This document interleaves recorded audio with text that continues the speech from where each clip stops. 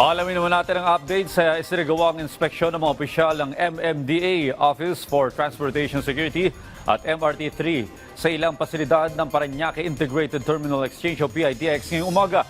Si Bernard Ferrer sa detalye live. Rise and shine, Bernard.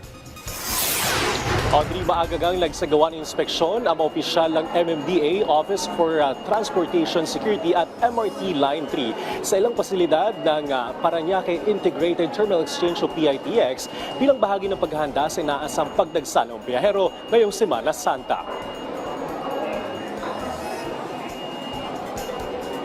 Maglalabas ng Joint Information Campaign ng MMDA Office for Transportation Security at MRT-3 bilang bahagi ng paghahanda sa inaasang pagdagsa ng mga biyahero ngayong Semana Santa.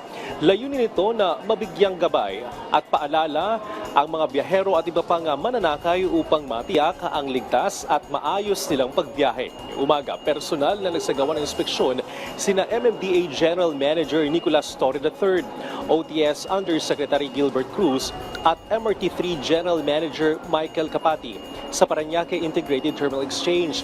Ikinatuwa nila ang pangkalatang kahandaan ng PITX bagaman may ilan silang ibinigay na suwestyon sa pamunuan ng terminal upang mas mapaganda at mapaging komportable ang karanasan ng mga pasahero. Sinuri rin nila ang roadworthiness ng mga bus lalo na mga biyaheng dumaraan sa EDSA Bus Carousel at patungo sa iba't ibang lalawigan. Ipinasilit din ang mga pasilidad na maaring pagpahingahan ng mga biyahero, gayon din ang command center ng PITX kung saan ipinakita ang mga nakumpiskang pinagbabawal na gamit bilang bahagi ng mahigpit na seguridad. Nananatili rin ang 5 minutong response time ng MMDA sa pagtugon sa mga emergency sa kalsada. Samantala, tiniyak ng MRT-3 ang kanilang kahandaan para sa mga pasahero bagamat wala silang operasyon sa panahon ng Semana Santa.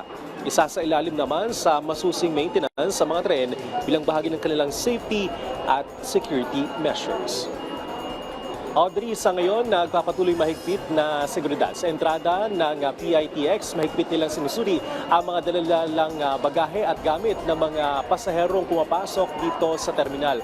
Sa paligid naman ng PITX, nanatiling normal at maayos ang daloy ng mga sasakyan ng mga bus sa mga oras nito. Audrey? Maraming salamat, Bernard Ferrer.